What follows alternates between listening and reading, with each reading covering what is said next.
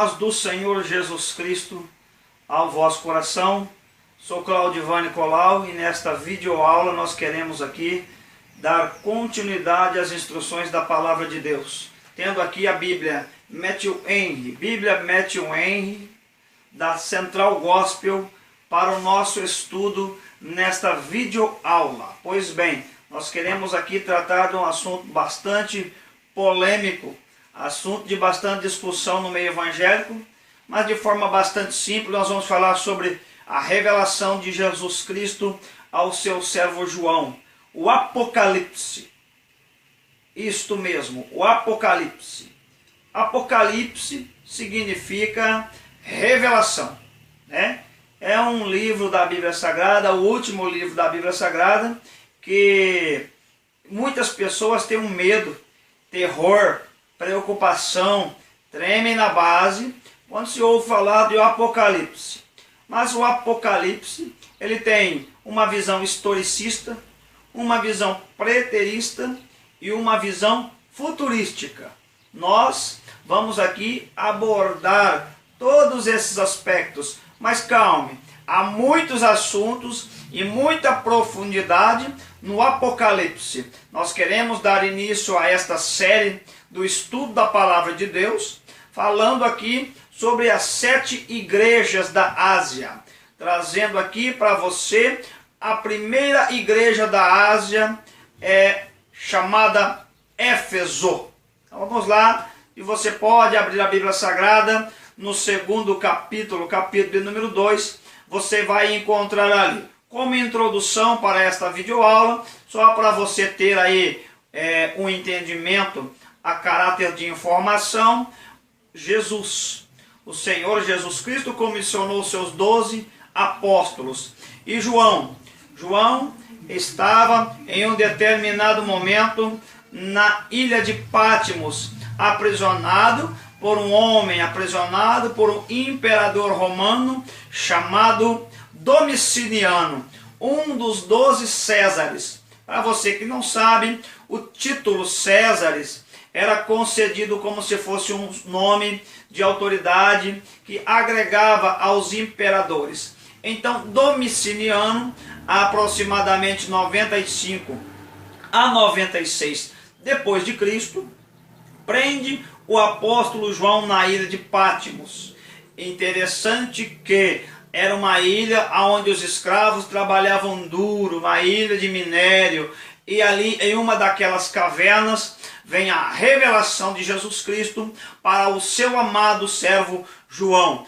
Então, capítulo 2 de Apocalipse, nós vamos encontrar aqui algumas características da igreja de Éfeso. Abordagem literal. Primeiro ponto desta videoaula, nós queremos trazer ao teu entendimento que tinha naquela região 7 igrejas que simbolizam a totalidade. Número 7 na Bíblia Sagrada simboliza a totalidade da igreja de Jesus sobre a face da terra, a plenitude. E cada uma das 7 igrejas tinham características bem distintas, dadas pelo próprio Senhor, revelando ao seu servo João.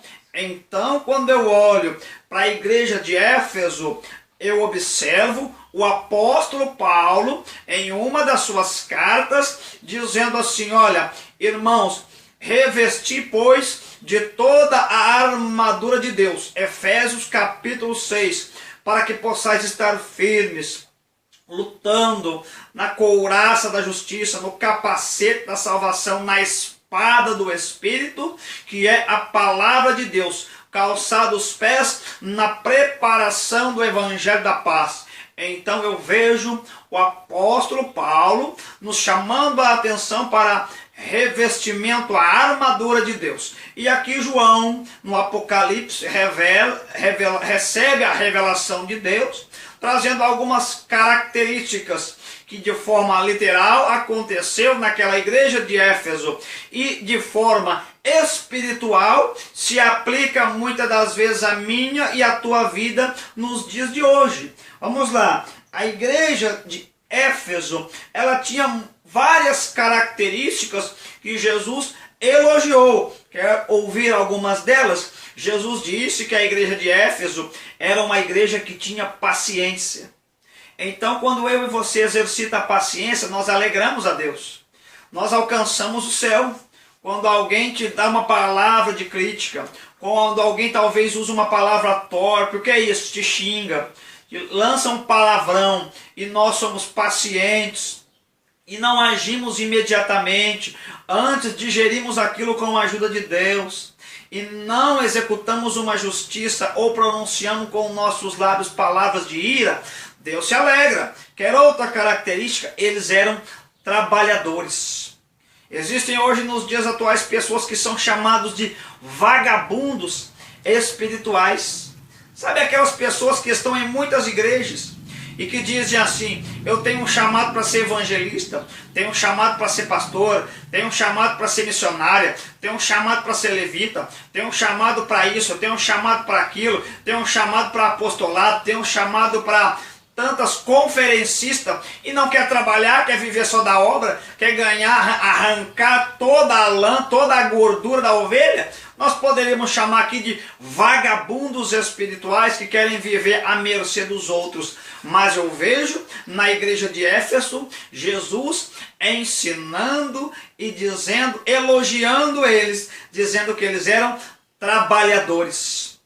Vai vender picolé, vai vender pirulito, vai andar, vai varrer a calçada, vai lavar a louça da tua casa, vai lavar o banheiro, vai passar um pano na tua igreja, vai fazer alguma coisa pelo amor de Deus, porque Deus se alegra dos trabalhadores. Paulo, dizendo aos romanos, na sua carta aos romanos, diz assim: olha, trabalhava para não ser pesado para ninguém. Vamos então para outra característica da igreja de Éfeso. Eles eram perseverantes.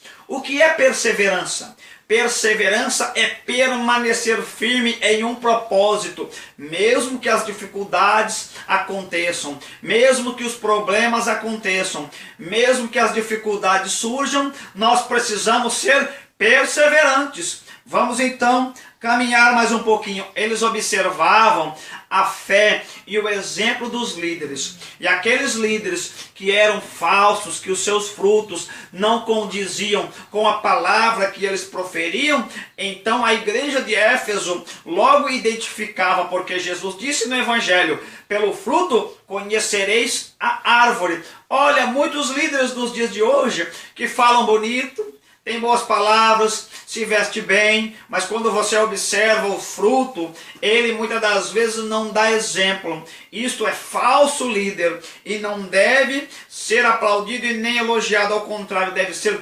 repudiado. Partindo aqui então para a conclusão. Há uma característica que estava em falta na igreja de Éfeso. E Jesus foi taxativo, Jesus foi categórico, Jesus foi incisivo, Jesus foi claríssimo quando ele disse que na igreja de Éfeso faltava o primeiro amor. E aqui eu aplico esta palavra para as nossas vidas nestes últimos dias. O que significa viver o primeiro amor. Talvez você já ouviu muito sobre este tema, mas não tem um conceito firmado sobre viver o primeiro amor. Então, a partir de hoje, você então terá conscientemente uma aplicação prática na minha, na tua vida, na minha e na tua cuca, o que significa o primeiro amor. Vamos lá. O primeiro amor significa obedecer à palavra de Deus com alegria no coração. O primeiro amor significa evangelizar, não com o propósito de ser aplaudido ou reconhecido por ninguém, simplesmente porque você sente paz no seu coração quando você tenta salvar uma alma dos laços de Satanás e do inferno. O primeiro amor significa olhar para um pecador, uma pessoa que não vive a Bíblia Sagrada, com um olhar de misericórdia. O primeiro amor significa não medir esforços e nem andar de forma empresarial, procurando meios para se promover em detrimento ao evangelho. O primeiro amor significa evangelizar com testemunho de vida, não procurando benefício próprio e nem muito menos uma posição social, mas o simples fato de Jesus ter morrido na cruz do Calvário e nos dar salvação, nos dar purificação, nos dá resgate, nos dá redenção, nos dá, aleluia, a condição de outrora criatura para filho do Deus Altíssimo, já nos promove a uma alegria espiritual muito grande. Então nós fazemos a obra de Deus com paz e com alegria, sem querer nada em troca. Isto se chama viver o primeiro amor, amar as almas acima de tudo, e as demais coisas Deus nos acrescentará. Ponto. Vai lá no nosso canal no YouTube, nossa página no Facebook, visita também, aleluias, dá uma tuitada lá no nosso Twitter, Claudivan Nicolau, e evangelize já. Se você não tem coragem de anunciar o evangelho, divulga, compartilha nas tuas redes sociais, porque Jesus se alegra daqueles que exercitam o primeiro amor. E concluindo esta videoaula, Jesus disse: se não se arrepender, pedir perdão pelos pecados e voltar à prática do primeiro amor, seria cortado. Muitos hoje estão dentro das igrejas, mas não mais dentro do céu, porque não vive o primeiro amor. Deus te abençoe e te guarde em nome de Jesus.